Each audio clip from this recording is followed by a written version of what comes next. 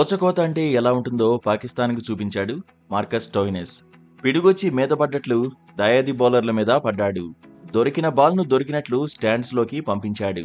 ఆ బౌలర్ ఈ బౌలర్ అనే తేడా లేకుండా అందర్నీ ఉతికారేశాడు.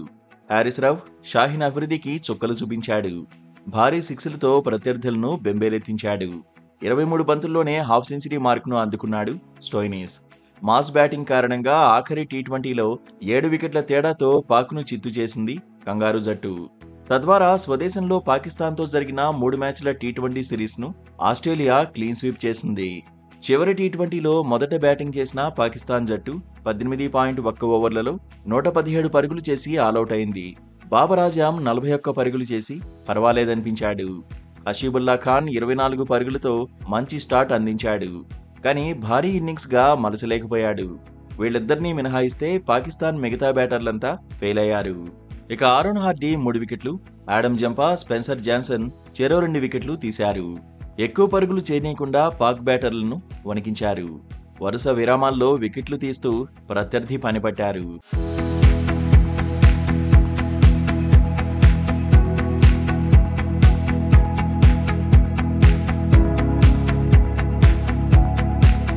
తక్కువ స్కోర్ను చేసేందుకు బరిలోకి దిగిన ఆస్ట్రేలియా అలవోకగా టార్గెట్ను ఛేదించింది. 11.2 ఓవర్లలో 3 వికెట్లు మాత్రమే కోల్పోయి 118 పరుగులు చేసింది. స్టోయినిస్తో పాటు జోష్ ఇంగ్లీష్ 27 పరుగులు చేసి రాణించాడు. మ్యాచ్ మొత్తానికి స్టోయినిస్ ఇన్నింగ్సే హైలైట్గా నిలిచింది. 225 స్ట్రైక్ రేట్తో బ్యాటింగ్ చేసిన అతడు 5 బౌండరీలు, 5 భారీ సిక్స్లు బాదాడు. రౌఫ్ బౌలింగ్లో అతడు కొట్టిన బిగ్ సిక్స్ చాలా స్పెషల్ అనే చెప్పాలి. పవర్ హిట్టింగ్తో ఈజీ టార్గెట్ను మరింత ఈజీ చేసేశాడు స్టోయినిస్.